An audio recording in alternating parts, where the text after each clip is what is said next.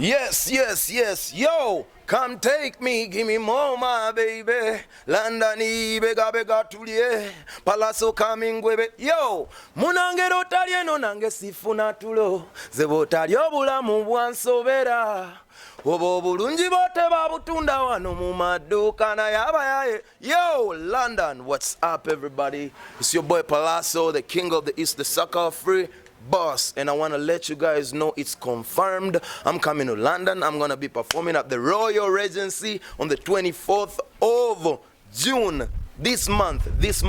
Yes man, bakwano wange mwena abera ndani ba in-laws ba outlaws mwena mbagamba nti kati kikonfirmingidwa nzija London naku z'omwezi nga 24 June ku Papo Party. Bannange kyenyizo bagamba mwanguweeko mugule tickets mutuuke mangu.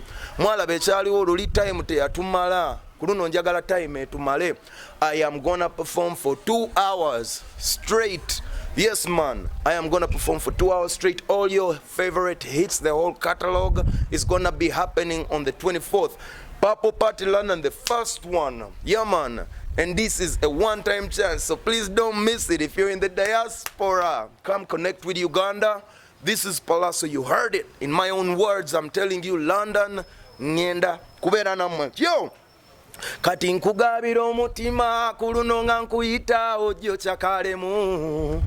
Kuyimbire buno buyimba bonga buva ku mutima kyekirabo kye nnina. Jangu tuli obulamu, jangu tuli amasanyu nga biri mu nnya. Kati gwe kyobuuzaayo gula tiketi y'omukwano gwange tonsuba. So give me some time. Papo Party etuuse naawe, nyumyemu ku mboozi naawe. Royal Regents maybe one night. Kusuubiza nti abayimbi bangi. Please don't you let me down. Tusabe ne mukama tukume. Yo London nkukabala kigala agenda kubuuza muzibe nti abantu balaba obungi. Muzibe abuuze kigala nti enduulu oziwulira. This is a different vibe man. This is the Papo Party. I am not warning you, I am informing you. Please don't miss at your own risk.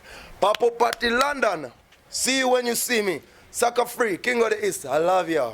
Mwade munkubira amasemo mangi nti omu ku bayimbi naddala bayimbi ababiri nti omu tajja kujja nga mwerabirina okwerabira okwogera ku bayimbi abalala ate nga bayimbi nze bendeta bonna banene. Sirese muyimbi mutono n'omu nabajjukiza luli nti azawe yajuza ekisaawe otalajjuza Pallaso ate ne alien screens abayimbi bonna nkola nabo. Actually nateekako Mickey Wine nga manyi nti ayina abantu. Sina muyimbi munafu. Mwade mukimbuza Pallaso ajjo batajja yaluba confirminga Pallaso ayina okubeera ku show eno. Ewe ne byalo byabaawo nga tuli mu contract zaffe era ffe tebitukwatako. UK buli mwimbi ali ku poster ayina okujja. Waba wataze kuba musango gwange. Ekyenyizo bagamba naye nga mbayita mujje mu time Pallaso.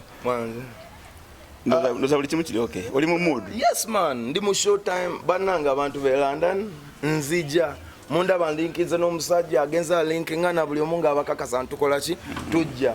Yena ateekawo propaganda nti tetujja, bannange tujja. Okiwuliridde embigambo yaffe binyo. Ate ekirala mube bagumu, buli omu agenda kujja. Ku Nyonyi tekuliiko kwerera. Buli omu alina ekifo kye. Buli omu agenda tuula omusajja. Ate n'amaanyi tulina maanyi. So buli omu sobola muteeka ku Nyonyi ye anyway. Buli omu sobola ku private jet kyosalawo gy'obuzirenke. So buli omu sobola ku Nyonyi ye. So bannange Tugenda Kukubira, we are doing this for Ugandan music. You're gonna have fun. This is musical. This is gonna be a good time London. So teba abuza nti onotaze onotajje teka nungi nje twakoze. Tulina abayimbi ambe tugenda osuza mu East London. Actually abayimbi ambe bagenda suza mu West abamu mu North London. Tusobola okuba nga tuteekawo enteekateeka okusinzira buli mwimbi nabeera comfortable. Naye nga abayimbi bagenda kujja bayimbi. Tete mukyerabira bagenda kuba ku stage emu kubanga bali bantu muntu omu. Yeah man, this is Uganda. Yeah man. Nabagambye we all buying, we eco-sided. So this is Uganda. Tuli ku team emu kati Uganda Cranes egenda kukiikirira Uganda mu Papo Party London. So bonna baliko ba generals bakabiba amanyi bayimbi njasa bigu. Pallaso damoyita abantu bakereko. Bannange mikwano gyange ze kyembagamba. Tuyina ennyimba mpitirivu catalog mugiraba. Buli omu aliko superstar ayina ennyimba nkambwe.